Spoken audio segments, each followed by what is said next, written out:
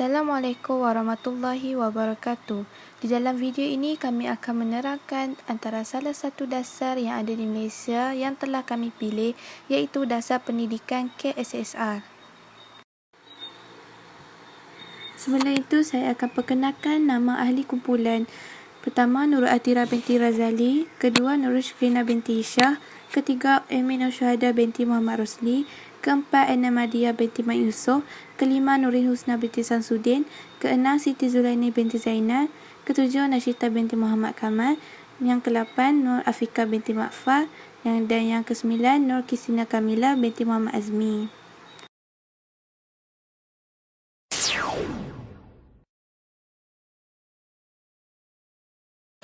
Di sini saya nak terangkan apa itu KSSR. KSSR ataupun dikenali sebagai Kurikulum Standard Sekolah Rendah adalah merupakan perubahan yang dilakukan untuk menyusun semula dan menambah baik kurikulum untuk memastikan murid-murid sekolah rendah di Malaysia ini mendapat kemahiran, pengetahuan dan nilai relevan untuk menghadapi cabaran abad ke-21.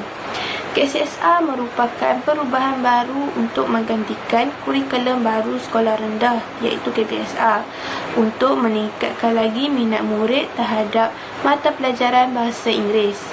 KSSR digubah dalam penyataan standard yang terdiri daripada standard kandungan dan pembelajaran yang perlu dicapai murid dalam satu tahap persekolahan.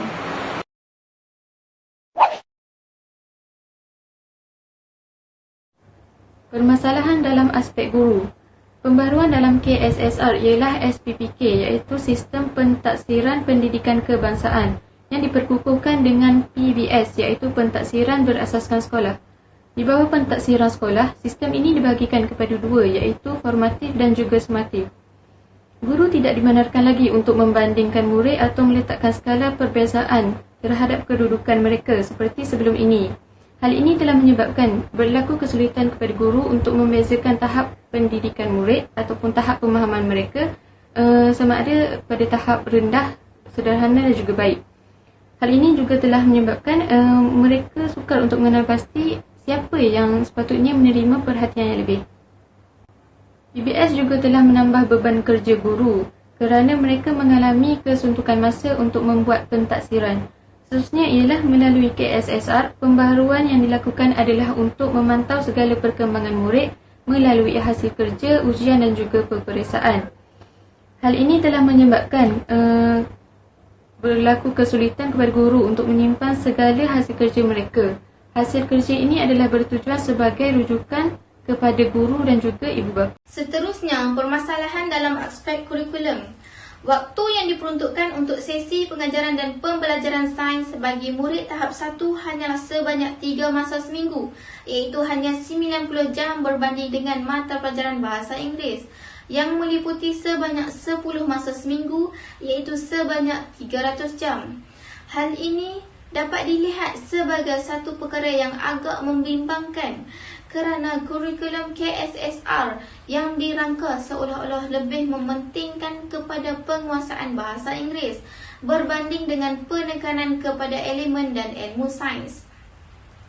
Hal ini juga memberikan masalah besar kepada guru-guru yang mengajar mata pelajaran sains di sekolah kerana peruntukan waktu yang sangat sedikit dalam seminggu, menyebabkan mereka tidak mempunyai waktu yang cukup untuk menghabiskan silibus mereka seperti mana yang telah dirangka. Oleh itu, guru-guru turut mempunyai masalah dalam membuat penilaian kepada murid-murid mereka kerana peruntukan waktu yang sangat terhad. Akibatnya, terdapat segelintir guru-guru yang mengambil jalan mudah, iaitu dengan melakukan penipuan dengan memberikan kelulusan kepada murid-murid mereka walaupun murid-murid mereka belum diuji oleh guru-guru mereka. Selain itu, permasalahan dalam aspek murid. Waktu pembelajaran untuk mata pelajaran bahasa Inggeris telah ditingkatkan kepada 10 waktu seminggu, iaitu sebanyak 300 jam. Ini menimbulkan beberapa masalah kepada murid-murid kerana terdapat segelintir murid-murid yang menyatakan bahawa mereka bosan di dalam kelas dengan penambahan waktu pengajaran dan pembelajaran PNP Bahasa Inggeris. Seterusnya, laman sesawang online KSSR yang menyatakan bahawa murid-murid tidak akan berasa bosan lantaran kaedah dan teknik yang pelbagai diperkenalkan oleh guru untuk menarik minat murid. Namun, hal ini tidak berlaku. Modul Language Art yang menekankan pendekatan didik hibur dan apresiasi bahasa tidak dapat dijalankan sepenuhnya oleh guru semasa di dalam kelas lantaran guru-guru bahasa Inggeris sibuk menyiapkan penilaian PBS. Aktiviti seperti nyanyian, jazz, chant, chorus speaking, drama dan muzik juga kadang-kala tidak dapat dilaksanakan, khususnya oleh guru-guru di luar bandar kerana kurangnya pemahaman murid-murid mereka dalam istilah bahasa Inggeris.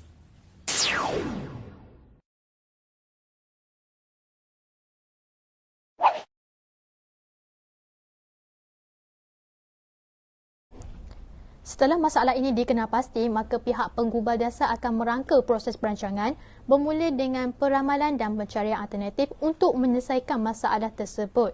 Peramalan ini adalah suatu jangkaan awal terhadap sebarang kemungkinan yang akan terjadi apabila sesuatu dasar itu dilaksanakan oleh pihak penggubal dasar berdasarkan data serta maklumat yang telah dikumpulkan. Peramalan ini boleh digunakan dalam meneliti dan mengkaji alasan-alasan yang dipercayai, keupayaan, halangan-halangan yang berkaitan dengan dasar awam serta nilai masa depan secara normatif. Setelah peramalan ini dibuat, maka langkah seterusnya adalah mengemukakan alternatif-alternatif yang sesuai sebagai langkah penyelesaian bagi masalah tersebut. Untuk menyelesaikan masalah beban kerja guru dan kurikulum, beberapa alternatif telah dilakukan. Dalam proses ini, pelbagai aspek perlu dipertimbangkan seperti bagaimana masalah ini diselesaikan, apakah cara penyelesaian yang boleh dilakukan serta apakah halangan dan kesan alternatif tersebut. Selepas peramalan dan pencarian alternatif, langkah seterusnya dalam merangka proses perancangan ialah perancangan dasar. Penggubal dasar akan membuat perancangan mengenai faedah dan kos daripada alternatif yang telah dipilih berdasarkan peramalan yang telah dibuat. Perancangan boleh dibahagikan mengikut masa sama ada perancangan jangka pendek maupun jangka panjang. Dalam peringkat ini, cadangan yang relevan dengan konteks masalah akan diambil bagi mencapai matlamat dasar. Proses perancangan melibatkan perbincangan, perundingan dan merangka strategi baharu dalam mencari formula penyelesaian terhadap masalah. Selepas mengenal pasti masalah dan meramal kemungkinan yang ada, pembuat dasar telah mengemukakan satu program baharu yang dinamakan KSSR. Kerajaan telah bercadang untuk mentransformasikan kurikulum bagi memastikan murid mengetahui pengetahuan dan berkemahiran pada abad ke-21. Bermula dengan KBSR pada tahun 1983 yang secara sistematiknya kandungan kurikulum akan sentiasa kemaskini bagi meningkatkan kualiti dan kemenjadian selaras dengan standard antarabangsa yang kini sedang dilaksanakan menerusi KSSR. Hasrat dari Pelan Pembangunan Pendidikan Malaysia 2013 hingga 2025 yang menyarankan KBSR disemak dengan memberikan penekanan pada abad ke-21.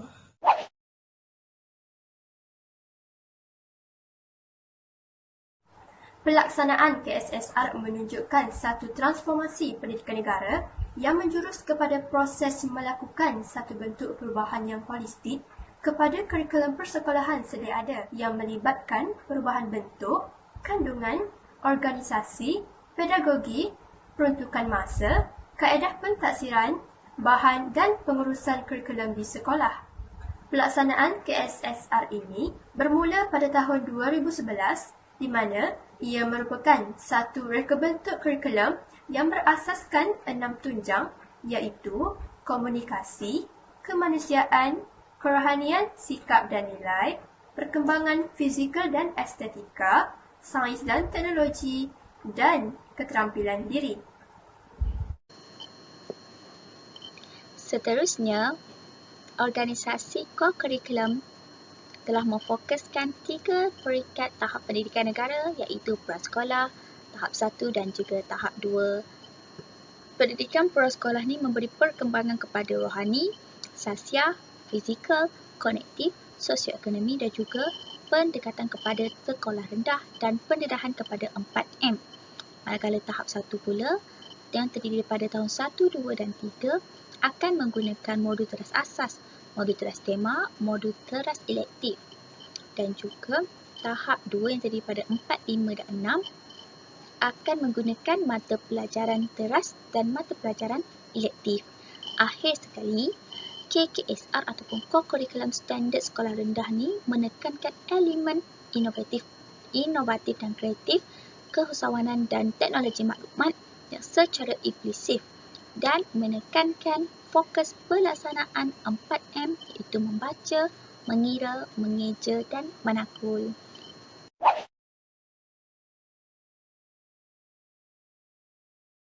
Proses penilaian.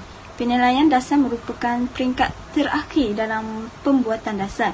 Penilaian akan dilakukan setelah sesuatu dasar dilaksanakan bertujuan untuk menganalisis sejauh mana sesuatu dasar itu mencapai objektif yang telah digariskan dalam peringkat perancangan.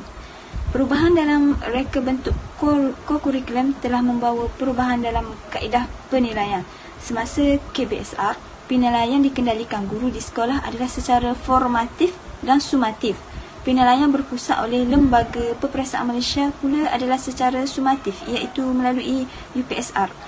Penilaian sumatif adalah amat ditekankan semasa KBSR berbanding penilaian formatif. Penilaian KSSR pula pada masa ini berbeza dengan penilaian dalam KBSR. KSSR ia menekankan penilaian formatif yang bertujuan menilai perkembangan proses pembelajaran murid. Penilaian dilakukan secara berterusan sepanjang tempoh pembelajaran murid. Okey, di dalam modul KSSR ini, penilaian yang dibuat adalah berdasarkan PBS ataupun SPPK dan penilaian yang dibuat tidak 100% berdasarkan peperiksaan semata-mata. Sistem peperiksaan hanya mewakili 60% markah dan manakala baki 40% markah diwakili ataupun penilaian berdasarkan sistem PBS sendiri. Okey, PBS ini adalah satu pentaksiran yang bersifat holistik yang mana ia menilai aspek kognitif, afektif dan juga psikomotor yang melibatkan 4 ciri utama jari iaitu jasmani, emosi, rohani dan intelek. Okey, tujuan utama PBS ini dijalankan adalah untuk menilai potensi pelajar selain kita melihat kepada penguasaan dan pencapaian mereka.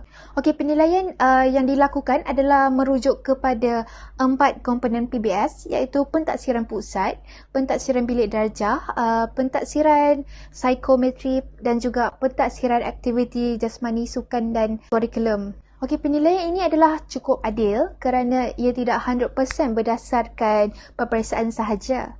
Melalui sistem PBS ini, murid-murid dapat meningkatkan markah mereka dengan lebih mudah. Bukan itu je, proses PDP juga akan jadi lebih seronok dan pelajar-pelajar tidak akan terlalu tertekan dan terlalu terbeban dengan peperiksaan. Sistem PBS ni telah pun dilaksanakan di sekolah rendah pada tahun 2011 dan pada tahun berikutnya iaitu tahun 2012 ianya dilaksanakan di sekolah menengah. Corak penilaian yang dilakukan ini juga diaplikasikan dan digunapakai dalam IPT dan institut perguruan di dalam negara kita ni. Setiap guru yang terlibat dalam pembangunan dan pelaksanaan sistem pentaksiran adalah perlu dilakukan secara bertanggungjawab untuk menjamin kualiti dan pentaksiran yang dijalankan.